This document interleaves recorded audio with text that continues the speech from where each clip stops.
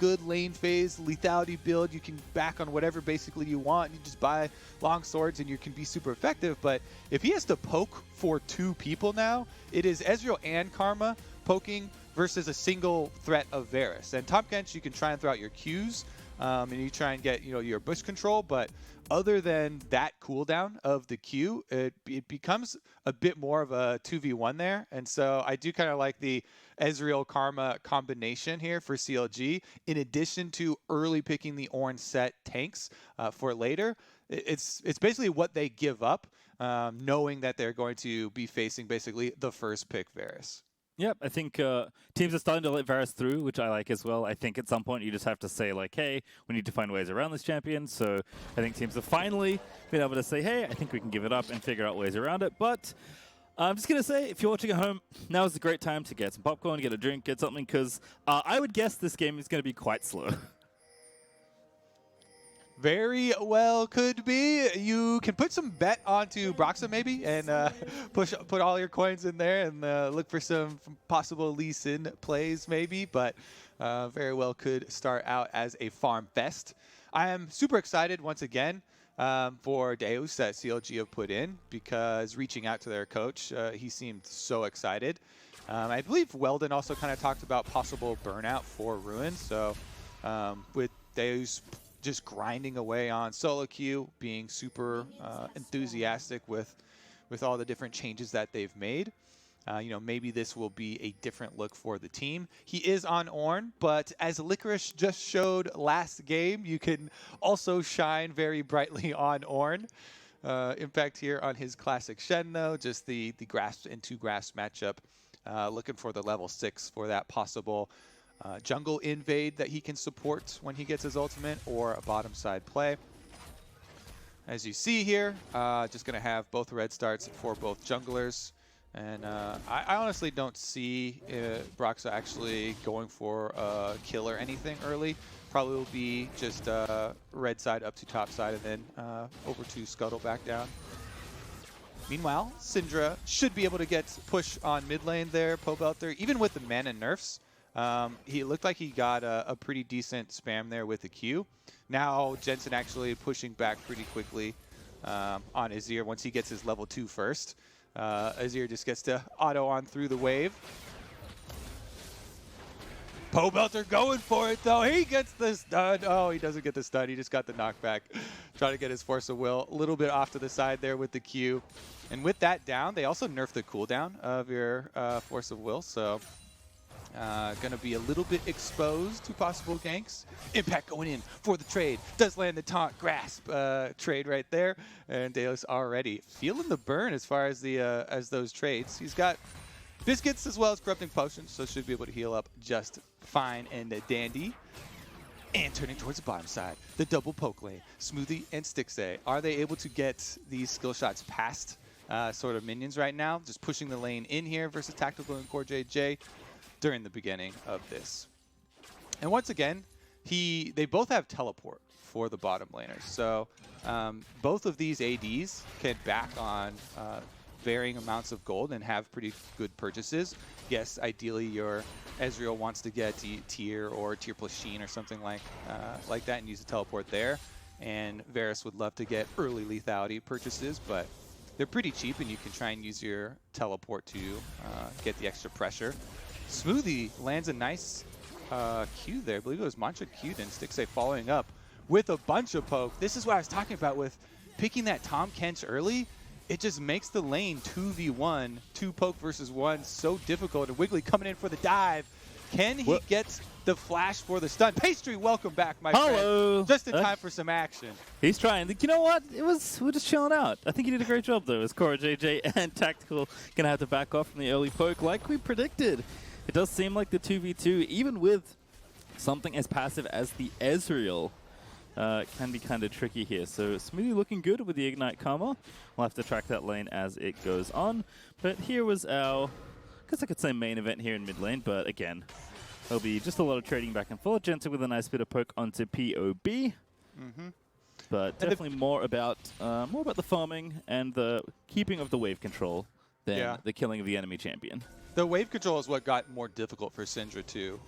With the mana nerfs on Q, as well as the cooldown on the stun. Here we go. Broxah wants to go for the dive. I think Pobelter is a pretty good idea of what's happening here.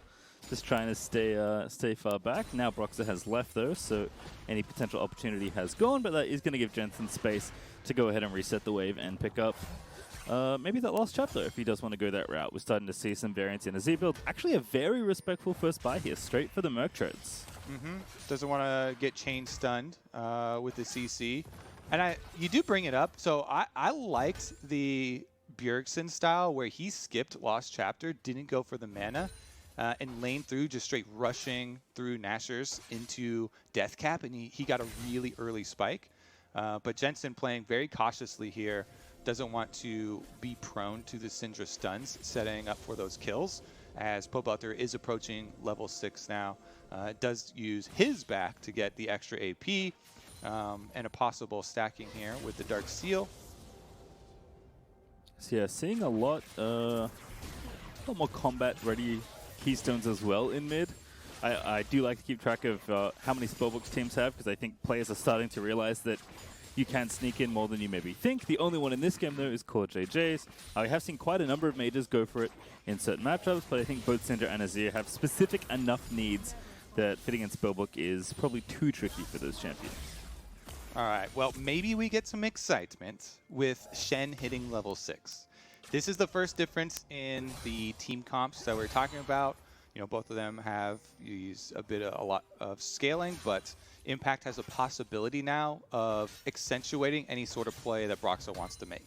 So Broxah right now trying to create some advantage, taking over Scuttle Crab, taking over control ward vision of this dragon area, and then basically what you do whenever you have the Shen teleports discrepancy for the top side, you look to force. Right now, even though Ornn could join, he has extremely low amount of mana, so wouldn't be able to get off full combo plus ultimate cast if Impact continues to just try and shove this wave and then ults down. And Impact even wants to keep up the pressure in that goal for Team Liquid. He buys the Tiamat for the 1325 gold spike of minion wave pushing, and he can threaten to use his ultimate instead of the teleport because Deus is so low on mana, and he's going to try and force the recall here. This opens up, again, the bottom side for Broxah, for Team Liquid. Yep, certainly one of the benefits of the Shen Impact, just basically cheating on tempo. He's going to go ahead and get another wave pushed in as Deus finally returns, and he's keeping very snug there in the top lane. 2 Ruby Crystals and 2 Cloth Armors. He's found a sale back in the shop. 2 pair, baby. Yeah, got an extra corrupting potion there as well. That's one of the spare cards. He'll be continuing to get pushed in, which is exactly what Jensen wants. And Impact, certainly very good in these kind of these tank matchups. I mean, for a long time, we talked about Impact being a tank player. Probably too much, but he certainly is very good in these sorts of matchups. And Shen, like you said, is a classic pick for him for a reason. Otherwise, this game is going, I would say, similarly speeded. That's what we'd expect. ASO having to navigate all the Tiamat empowered slaps there from Impact too. Again, we'll be perma pushing these waves as well as a result. So kind of expecting one or both jungler to make their way up here. For now though, Broxah, he's level 6. He's going to go back, purchase up, and then maybe think about this early dragon. And even though it is a tank v tank matchup and people usually just go, snooze fest, blah, nothing to this matchup, I think it is kind of interesting to talk about with Shen. You have to save your Spirit's Refuge for your dodge. So once the Ornn applies Brittle to you, those are the autos that you want to block. Because those are the autos that have the percentage health damage on them. That's the big damage for the trade. And Impact is doing a very good job at saving this. That's why his health is so much higher. All that being said, his health advantage on the top side should turn into, once again, him shoving the wave and Team Liquid getting objectives for free. This is the whole benefit of Shen topside. He forced the teleport trades by going back and get the early Tiamat, and just by the threat of a stand united, Team Liquid can chase CLG off of the dragon and earn the first objective for themselves while still allowing Jensen to comfortably farm and scale in mid lane. Yeah, nice attempt there from Stixxay. but unfortunately just puts the Dragon in smite range. So that first Drake will in fact go over to TL. Smoothie continuing to dance around there, fires off a Mantra Q into CoreJJ as Jensen somehow avoids that stun, and now off he goes. The flash is caught by the ulti, sorry. Now Impact's in there, Broxah is in as well. That's going to be such an easy first blood. Impact, the one to collect it.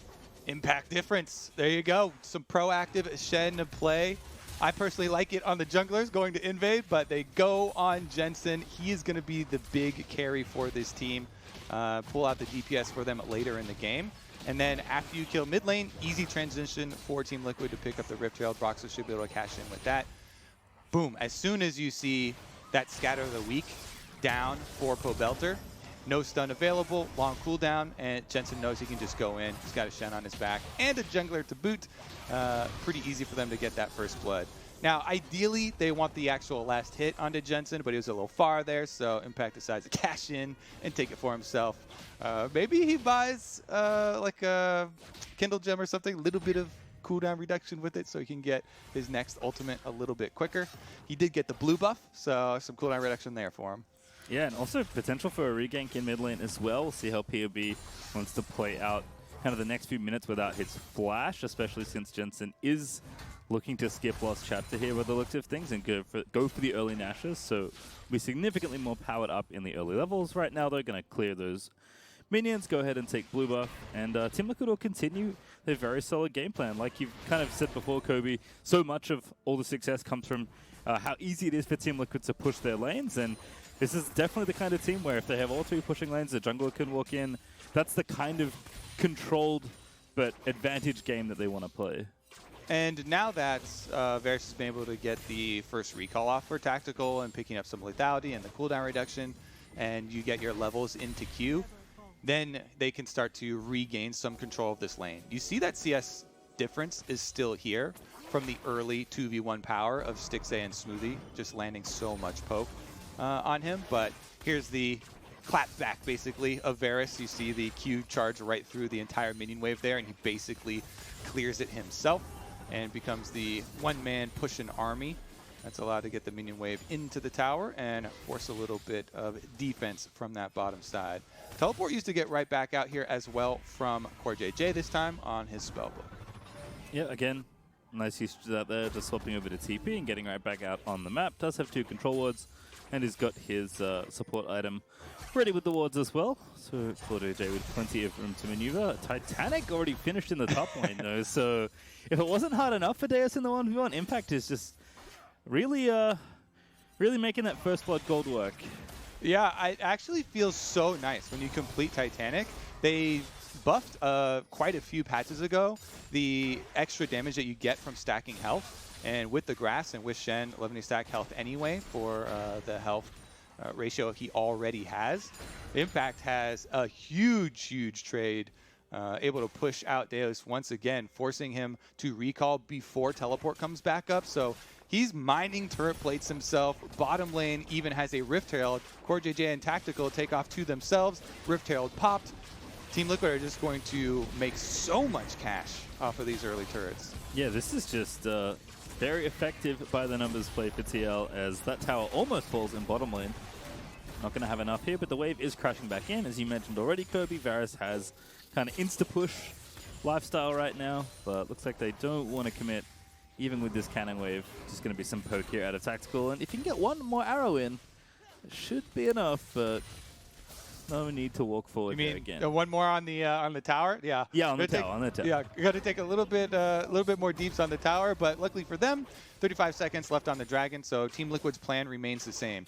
You see that cooldown on Impact? It's very straightforward. Stand United is available. Dragon is spawning here. So Impact uses the Titanic Hydra to try and keep the top lane pressure on Deus, continually trying to make him farm his minions at the turret, setting up for the bottom lane play. They can get Tactical a recall here before Dragon even comes in, and that's going to be completed lethality, Umbral Grave, plus the extra serrated Dirk. And then just teleport right back out. You see these corridors are pre-warded for Team Liquid, so their setup for the Dragon stacking is pretty much perfect. Steal away the blue buff, and you can just throw down your poke through these corridors. CLG want to catch him though. Yeah, Broxah does get the smite down, but the fight is the thing they have to be concerned about. Broxah going to miss the follow-up Q onto Wiggily. So TL still holding control of this Dragon Pit. And they have the option to play it slow. Because Impact is Shen with 2 globals with the teleport plus Stand United, they get the extra card in this game of poker. Dallas goes back on Ornn, and he's walking back to lane to try and deal with those minions. And Team Liquid say, well, okay, we don't even have to start the Dragon. They do get stunned. Good stun Devour as well, but they got to protect Tactical. There's the Sett diving in with the ultimate. Wiggily gets taunted and killed by Impact. Ulti out from Deus, but it's just too late. Ornn cannot join as quickly as the Shen can. So 1 kill for TL. Yeah, and I don't think it's going to stop there. They can definitely force on the objective as well. CoreJJ is going back. He can Abyssal Voyage, even though rank 1 only gets you about halfway back out. It will be quicker than walking the entire way. And only 1 control word for CLG gives them any sort of vision. Just like that, Team Liquid will continue to steamroll this game. It is a slow roll, but it is still a steamroll. Team Liquid have all the objectives for themselves. It is both dragons, plus they got the Rift Herald and tower plates to boot. Very smooth. All right, so I'm going to do CLG a favor here and say that TL's currently on track for a perfect game, which now, of course, means that it won't be. But you're trying to curse them. I see. A very clean first 15 minutes here. I imagine Coach Jat is somewhere in the Alienware training facility being very content with how these opening minutes have gone, because this is like shades of the old Team Liquid, just extremely methodical, very clinical gameplay. And it comes from literally just one little tweak of the Shen pick topside for Impact. An extra global just does wonders for you if both teams are playing slow teams, because there's not going to be this surprise factor. I think CLG need to make, like, Wiggily has to get a good flank. If Wiggly's not already able to kind of stealthily find his way around Team Liquid vision and find an exceptional flank, then CLG don't have a lot of surprise cards to turn the tables and force Team Liquid off of their game plan. And since it's already been 16 minutes straight of Team Liquid's game plan going perfectly, it's almost just too hard to even catch back up at this point. CLG are trying to make some headway down bottom side. Pobelter will get 1 tower for themselves, so they break that perfect game very quickly. Yep, like I said, just trying to help him out there as POV does manage to at least get some gold back into CLG's pockets. They're still down 4,000 gold, which is extremely significant this early on into the game. And you can see, I mean, that arrow did not connect on the Stixxay, but with 2 lethality items already done, with Broxah getting the 2nd Rift Herald of this game, should be able to knock down this mid-outer tower, complete the felling of the outer ring, and just keep the good times rolling on the Team Liquid side, especially with this Shen being so powerful, with having those 2 kills, with now building tank items on top of this early Titanic. Impact was able to rush. Having an open map with any sort of global is always favorable, and given the position of this game and where the champions are on the TL side, taking down this mid tower is going to make CLG's life extremely challenging. Yeah, I mean, that's why we've seen a resurgence of focus onto global champions. Twisted Fate was thrust into the spotlight pretty much in all leagues around the world, making a lot of the early global plays, but Nocturne, Tahm, Kench, Shen, all of these champions coming back pretty strong, as with all the extra neutral objectives on the map, teams have really begun to be able to more easily proactively use those semi-globals and global champions. And when you can use those more quickly off of cooldown with there being more neutral objectives, it makes them more effective. Oh, again, the flash gets caught by Jensen's ulti, but it's Impact that sets it all up in the shrubbery. That just looked too easy, honestly. He didn't even have to flash for it. That was definitely too easy. He just gets the taunt right out of the brush. No flash needed from Impact. Jensen's going to use his flash to follow up on the kill, but since Pobelter used his in his efforts to stay alive as well, it's still a trade, and that is just going to be secondary turret now, going down almost without any further effort. Team Liquid will just knock that over, and they still have the Stand United for Impact to be able to use. He teleports up to the top side, keeping up the pressure. They're trying to keep the tempo of this game at a very high rate, allowing them to get basically every single objective in a row. Yeah, and now that the bottom side is just so long, you know, as far as distance, having to walk down to this dragon. Up in a minute, there'll be that first Soul Dragon. It will be Infernal Soul this go around. Pobelter is at least going to get the blue buff, so get something before the next fight's going to brew, but it's very small concessions at this point. I mean, Deus just has not been able to do anything in this game. He's just hanging out with Impact under his tower. Yeah, I mean, again, the level difference. The early trading pattern is pretty good for Shen, where you get to use your Spirit's Refuge, you dodge the auto attacks from Ornn that are supposed to proc Brittle. And let's take a look at this skirmish on bottom side. Wiggily having to try and dodge around from the skill shots. No Q does land, so no action. All right, well, not sure they could figure out exactly where they wanted to go on, but CLG are charging back in. TL CoreJJ is going to be forced to flash over that wall. Dragon's up in about 40 seconds, and we have a pause. A very dramatic gap in the action.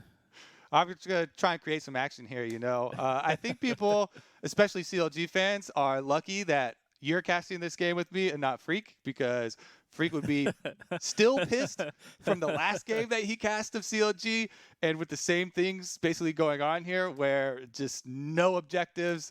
Team Liquid with the threat of the Stand United, and then with the actual Stand United, plus control wards controlling vision through the brush, have just taken every single objective for this entire game. And if you do that for 17 minutes plus, then the map is yours, and it becomes so hard for CLG. You see there, they try and use the Karma speed up to catch Team Liquid inside their own jungle, but all they get for it is one flash from CoreJJ and chase them out. Yeah, but it's not, you know, not because CLG aren't necessarily trying to do anything. I think Team Liquid have actually just done a great job of stifling any attempt that CLG had. And I think it does fall all the way back to how effective this Shen has been for Impact. Like, I could have easily told you that he's going to either play Gangplank or Ornn, so Team Liquid absolutely could have figured that out for CLG's top laner joining this game. And I think they just say, you know what? We're going to give him Ornn, even though he's very good on the champion. And if we just figure out a way that Ornn can never, ever join a team fight, the game is a lot easier. And that's kind of what it's felt like for this 17 minutes. Like, Deus has mostly just been hanging out with Impact under his own tower, like, trying to get some farm. Yeah. So the possibilities for action from CLG, you can try and go through and say, okay, so the Ezreal Karma lane early, landing a lot of poke and trying to soften up bottom side, is a risky option because there are teleports still that can join from the rest of the team, but that is one of the options to try and pry open. And we saw Wiggily headed down there, but then they did get scared off when they were able to dodge out. And the other one would be try and attack Jensen before Jensen gets off the first teleport and gets off his first purchase, since he's not using cleanse. Maybe he would be able to get something there if you can Syndra stun, and then Sett is able to flash between him and a minion wave. You have a CC lock there, and you try and get something on the Azir before the Azir has had a chance to purchase without the cleanse. But you know, other than that, like, maybe you can't really make a lot of headway in the Ornn versus Shen matchup unless you get the Ornn or you get the Shen unawares with Spirit Refuge down. So I think it definitely was difficult. Yeah, and I feel like right now, in the situation they're in, Deus is effectively like, he'll be late to every team fight, like especially relative to a Shen with ulti. So unless they're going to his lane, I don't think he's the one that has to start it off. I think you can look, though, to Pobelter and Wiggily, you know, with the Syndra, with the Sett. These are champions that can find a catch, especially on something like, you know, a Varus if Tahm Kench isn't near, or an Azir if the Tahm Kench isn't near. Because these are very powerful carriers, but also very immobile, especially if they don't have their flashes. So there is definitely windows to try and attack here. It's just that Team Liquid are doing a very good job of not presenting those things to CLG. I mean, yeah, that's why I point more towards the early game where you have to create those windows, because once you get to the point where Team Liquid already have taken all your defenses off the map, they've taken all your outer towers, even your secondary tower on the bottom side of the map, they get to transition into Shen split push, and Tahm Kench never leaves Varus side. You're like, okay, maybe you pick the Varus when Tahm Kench isn't there. It's actually never has to happen now because Tahm Kench can always be next to him, and then you get the threat of Abyssal Voyage taking him over to rotate to the side lanes as well. It just, yeah, Team Liquid did a very good job setting themselves up for this mid game, and now they just have to execute to secure themselves that second place spot. And I think where we did leave the game off, CLG at least have the right idea. Like, they probably going to have to force some pretty ugly-looking fights, maybe with some numbers not being all complete, maybe even with being down a player or two, but at least CLG, from what we just saw before we got away, are looking to try and make a productive play on TL around for this next Dragon, because they've already given so much away that like it's not a good situation, but you certainly cannot afford to give anything more away. Fair enough. All right. But now we wait, Kobe. Team Liquid going to be pretty happy during this pause. I'm sure they're a lot more relaxed than CLG. But CLG are just trying to come up with something. All right, now how do we get ourselves out of this one? Gonna be difficult. You can say that again. Certainly is very challenging. Looking back. Yeah, I don't know. I think I wouldn't even say like the scaling is necessarily feels all that good. Like, yeah, Ezreal scales well, Syndra scales fine. Like, they have good frontline. It's just the map position is really the big issue, and it's not like Team Liquid are afraid of team fights, especially given how far ahead they are. So I feel like this is something we've seen a lot from TL, especially when Tahm Kench was meta. It's like so many teams just weren't smart enough to beat Team Liquid when they had two globals and were rotating around the map. This is like, it's funny that this is like where they've landed this week, at least as far as style goes, because this is like the Team Liquid that I have seen win 4 championships. Just pick Tahm Kench, be smarter and better than the other team, and then slowly win the game and never give your opponents chances to get back. Yeah, so I want to bring up a topic here that's been pretty heavily discussed with Team Liquid with the recent performances, right? Against a lot of the top teams, a lot of these games have come with them being behind and their opponents making some critical errors, which led to a lot of half-hearted support, I guess, of people like, okay, we've heard from the players that in scrims, Team Liquid, probably the second best team from a lot of the different players, and their record certainly shows it. But this game here is a completely one-sided stomp, which is basically going to be the emphatic answer to last week's issues where they were unable to get a lot of those advantages and earn them themselves.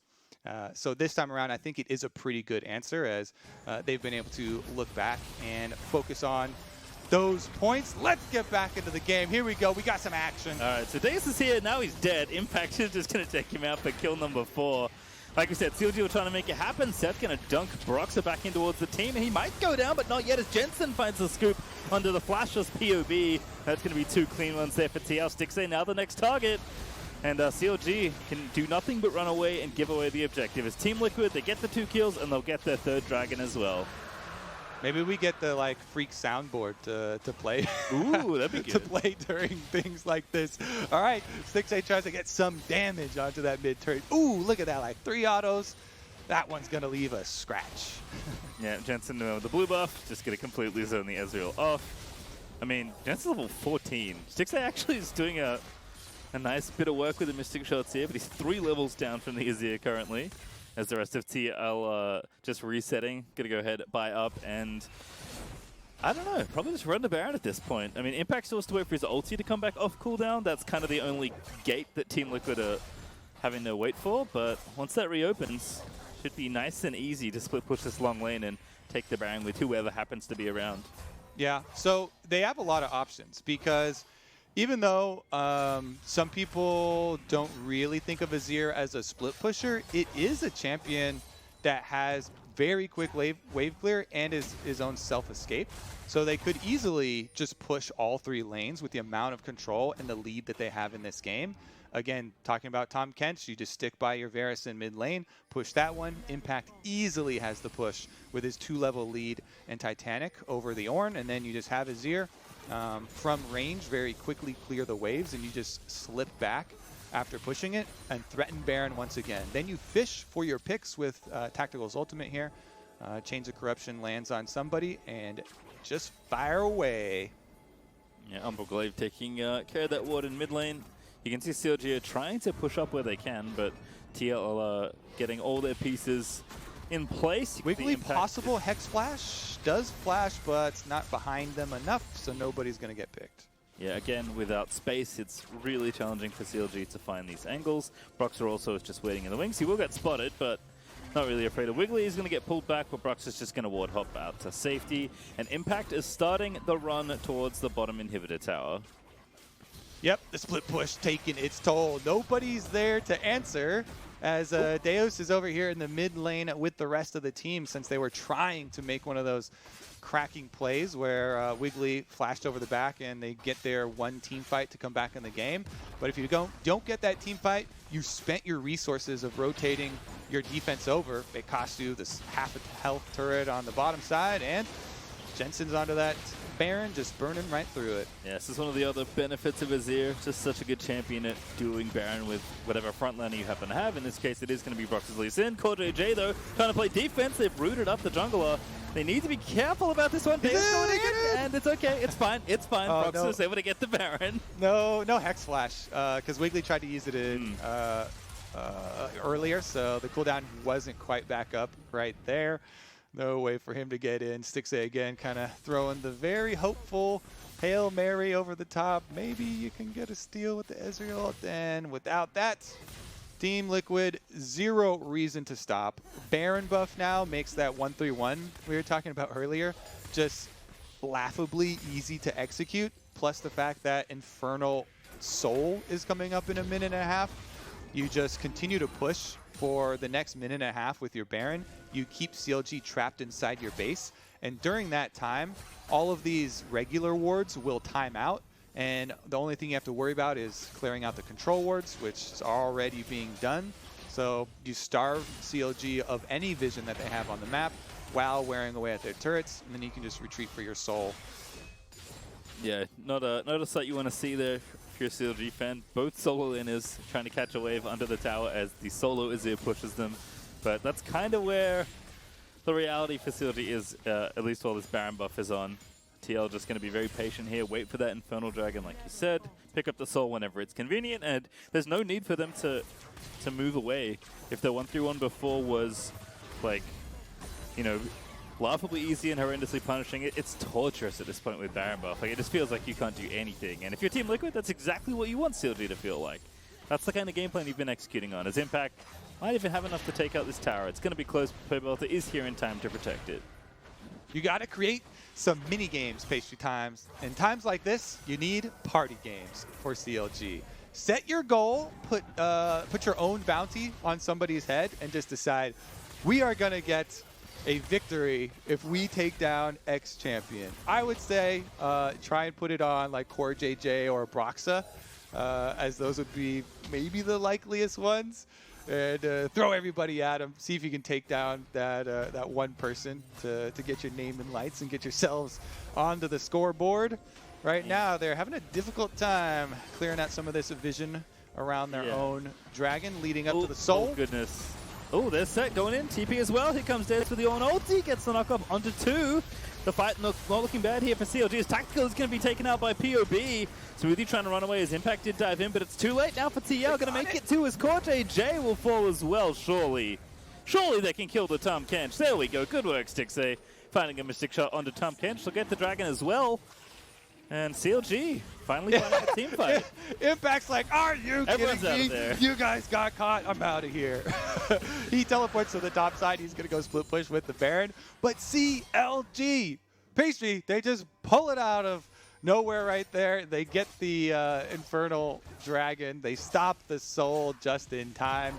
It still is going to be a massive task coming back in the game and trying to deal with the Team Liquid split. But they do check off the first box, Infernal Dragon for Counter Logic Gaming.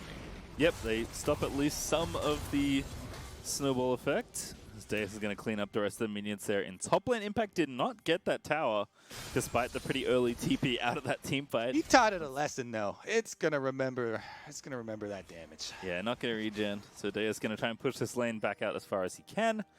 Tactical's going to return here with 3 finished items now, but just keeping an eye on the mid wave as TL. No need to stop the game plan right now. Still up, 7,000 gold, which is very significant given how early on it still is in this game. We're under 28 minutes right now.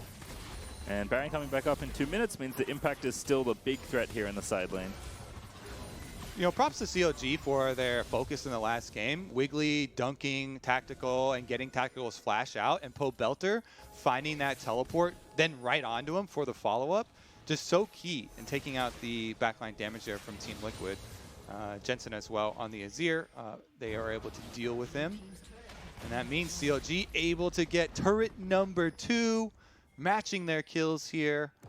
Definitely going to be difficult to deal with the minions, but trying to fight their way back. Now, if you can set up a possible, you know, pick on the side lane, maybe they cut off Jensen. There's no flash now on the Azir either. Looks like they could possibly send multiple members over to get the job done. Yeah, currently overloading this Baron side of the map. Going to take the blue buff away here as well. Pobelter just going to steal that one, and it will go over to Stixxay, who can always make good use of the mana here. Has 3 items finished on the Ezreal as well. So CLG at least getting control of this Baron up area. If they can keep it away from TL and just kind of float the game in the closest they can make it, then they're at least on the right track there. They have shown that they can win a team fight, right? If everything can get set up. It's just getting set up that's been the big problem. Yeah, I mean, like we said, they need a good flank there from Wiggily or to have his flash up so he can get right in. And Pobelter's teleport in the last one put him in such a good spot to ultimate tactical and take him down. Going to be difficult though. Again, Team Liquid, they need to clear out the wards so that doesn't come up.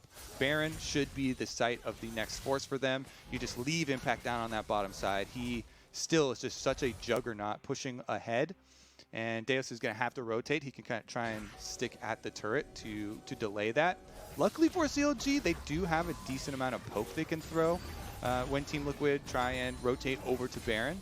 When you have Ezreal and Karma combination, not only do you have you know, multiple ways of trying to check those brush with your skill shots, but you also have the extra speed up from Karma to allow Ezreal to try and be even more of a nuisance and poke around, try and land some damage. I mean, you mentioned, you know, CLG starting the mini games, putting bounties. If they can pick up Impact, he's currently worth 700 bonus gold. And I assume they can win a 1v5. It's losing the rest of the map if you decide to gank Impact with everyone. That's more of the issue, but he's looking more... He's sneaking in, boom, he gets a hit onto the turret. I mean, he can certainly afford to take the measly Ornn damage right now. Looks like Baron, though, started by TL, so this is the real fight. Impact, of course, going to be the first there, but CLG have the poke here to maybe get them off, and TL will not commit for the objective. Broxah actually a little too far forward there. Wiggily looking for it, gets the chilling smite, gonna force the flash at least. Gotta watch out for the Azir, extremely fed. Impact does it himself though. Sneaks in again, he's level 18, finishes off the turret. Again, Team Liquid, they just need to apply pressure. They don't have to rush into anything as they're the ones with the upper hand with Impact now. If you just keep CLG out at the Baron, Impact will eventually just get the you know, no tower on the inhibitor, so he should be able to get that as well. But they relent on the pressure on Baron and allow CLG to get a reset here. Yeah, it looks like wanting to make sure they have set up for this Dragon, which is up in 17 seconds. So TL potentially, based on the timing, could rush it down, but it does seem like CLG will at least be in the area enough to contest. Stixxay currently chasing down Impact, so a lot more attention being brought his way. For once, it's 3v1 right now. Impact recognizing that, just going to dash out over the wall. Looks like another 2-man Baron has begun though. Yeah, TL know that they can just kind of really pull CLG across the map. So it's a 3-man attempt, but this 2-shot barrage is going to get the bad news very, very late. Yeah, CLG are trying to take the lesser of two evils in their eyes, where they deny another Dragon Soul, and the chance of them beating TL at the Baron fight is really low, because, you know, Impact is just stand united right over there. So they say, okay, we'll take the small prize here. We will deny another soul. We'll allow you to have Baron number 2. Problem is, Baron number 2 is even stronger, and Team Liquid can just use this to end the game. They don't need Dragon Soul to end the game. They've got plenty of damage there with the Azir, and Impact doesn't have to leave bottom side either. He just recalls, purchases, and teleports right back with the Warmogs. He is definitely an unkillable Shen at the moment. CLG going to have a very difficult time breaking the chokehold from Team Liquid now. All that Team Liquid have to do is continue to press in on all sides. Tactical, though. Ooh. Stixxay with the two-shot barrage, not going to connect. CoreJJ is there just in case the Devour was needed, but that is the kind of poke that Stixxay wants to be landing there. Tactical getting a little too far forward, the Iceborne able to chase him down. Not really going to stop Team Liquid. Tactical's just going to hang back and let the rest of the side lanes push in towards the inhibitors, but that is a spot of good news for CLG, who are just trying to keep TL out of their base, Kobe. I feel like they've been trying to keep TL out of the base for the whole game. Yep. Again, Impact with Warmogs now, he can actually extend pretty far. Like, you can go in, you get a couple whacks onto the inhibitor, and then you taunt back out before the rotation comes over from Stixxay and Smoothie. Deus is actually doing a decent job on the Baroned up minions, though, trying to push it back out first. Thank goodness Banner of Command's out of the game. I got flashbacks to that item with just how impossible it is to move Impact in these Baroned up cannons out of these waves. Deus at least does get the first one, but again, the slow grind is starting to really wear on CLG as TL should be able to open this up. Good ulti onto Wiggily as well. Just keeping him away from the team while you take the tower is more than enough there out of the Varus ulti. And yep, Impact that's going to finish that off. That's going to be 2. Can he get out? Impact uses the taunts. All right, 1v3. Warmogs, 2-3 other tank items. He flashes, he's fine. All right, looks like we answered that question. Happy Cat. Let's go, Impact. I'm on your side now. That is a good one. Happy Cats for all. Happy all right, Cats only mid lane left here. Team Liquid again, like I was talking about. Boom, they can try and end the game with this Baron buff. 30 seconds left on the timer. All right, there we go. Call the Forge God has to be thrown, and a goal at least, but no. Another one. There. Ooh. Pobelter with the flank. Ooh, that's a big one off the Tactical, but Devour, I think, found him just in time. Sett, they're going to find the dunk. It's Broxah that's going to be the target, but CoreJJ's already dead. A double kill actually for the Ornn as Jensen's trying to get out. He is forced to flash after scooping them up. And now Impact is caught out. Again, he's just so tanky that I don't know if they've got enough source to slay the Shen, and they don't. Impact's just going to get out of there. But CLG, hold on for now. Pobelter with the big TP flank. He just annihilates the health bar on Tactical with his combo. That's behind him, and then even though you get devoured in, you don't heal inside Tahm Kench's belly, and CLG do win another team fight. But these one team fights are hollow victories. Again, okay, Ornn ultimate down the middle. Ezreal ultimate down the middle. And Pobelter is like, that was just a distraction for me. Goes in, combos Tactical, and Wiggily gets the ult onto Broxah. Finish him off as well with after he gets out of the stopwatch from Pobelter. And CLG, they win another team fight, but they lose the war. It's like, you know, you may have won the battle, but again, still probably losing the war here as they can't get any objectives. You know, there's no chest of gold at the end of any of their quest lines that they're turning in here. Yeah, it's kind of like, you know, you went through the dungeon and you've almost fallen in like every pothole and every ravine, and you haven't yet, but you know, you check your map finally when you find the chest that has that in it, and you're not even halfway through the dungeon, right? Like, it's just, there's so much work for CLG to do to stay in this game, but the good news is it's not over yet, Kobe. Getting the next dragon, though, is going to prove to be pretty impossible looking task. I CLG think have done a good job of keeping 2 away from them, but I don't think they can keep the 3rd away. I think Team Liquid, I mean, all you have to do is basically play around your super minions. When you have all 3 inhibitors down, it doubles super minions in all 3 lanes, and that amount of pressure is just overwhelming to deal with, especially if you look at the team comps. It's not like they have a fed Sivir or anything that can, you know, auto-clear all these waves. So all you have to do is move up your super minions and let the super minions deal with CLG for a while with all the pressure. And then, boom, you do get your Infernal Soul, and you can just walk right back into the base and end the game off of your super minions, because there's just, you can't deal with 5 fed Team Liquid champions and 3 lines of double supers. Oh goodness, that's so much damage already. Jensen with the poke. 6-9 Pobelter already getting low. Stixxay going to be forced to arcane shift away, but here's that push you mentioned. Wiggily actually trapped up by the Varus ulti. Going to get jumped on. That's going to be a kill easily for the Shen, and Deus going to let the ulti rip once more, but there's no Pobelter flank this time. And TL just going to walk these minions in. It's already 5v4, let alone all the super minions that are going to start hitting that final Nexus turret. Don't think there's anything left in the tank for CLG, but they will see if they can put up some sort of resistance around the Nexus. Stixxay dancing on a Broxah does get the blow through on King Pop. But again, the minions finishing it off. Impact with the shutdown just straight up towards Pobelter and slaps it with the Titanic Hydra. And Impact has taken full control of this game from minute 1 to minute 37. It's going to be Team Liquid all the way as CLG. They're going to finally lose all 5 as DS runs back towards the fountain. They're going to try and dive him, surely. You know what, the minions are making it difficult, but they will get the Bud Light Ace. They'll grab the Nexus as well. And Team Liquid with a very convincing win over CLG. Yeah, the only way Impact was going to get his blood pumping in this game, get some more action, is trying to fight the Fountain Laser, too. Just dives in there to finish off. Even the Fountain Laser can't kill him. He's like, okay, on to the next one then. Team Liquid just clean sweep right there over CLG. Just completely dominating that early game. You know, first 15 minutes, Dragon, Herald, Dragon, Tower, Dragon. Like, it's just... Herald. Yeah, it's just over. Yeah, I mean...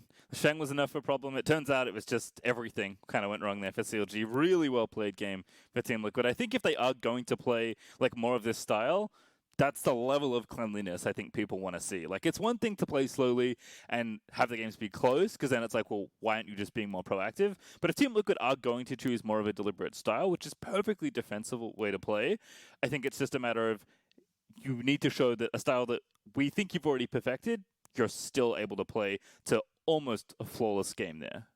Yeah, I mean, so when you're dealing with globals, you either have to go attack the source of the global so that they can't teleport on you and create that numbers advantage, or you have to bait it out with kind of a surgical offensive move where you show aggression but be ready to retreat afterwards, and then you can try and play off the cooldown discrepancy. But it does require, you know, some amount of proactive aggression or, you know, point of attack to open up that opportunity for yourselves, or else you just let the team with the global, you let Team Liquid continually rack up too big of an advantage. Yep, sadly there was not enough aggression that was able to be found, so we are going to go to a break. When we return, however, Tigris, we'll hear from Jensen in the Verizon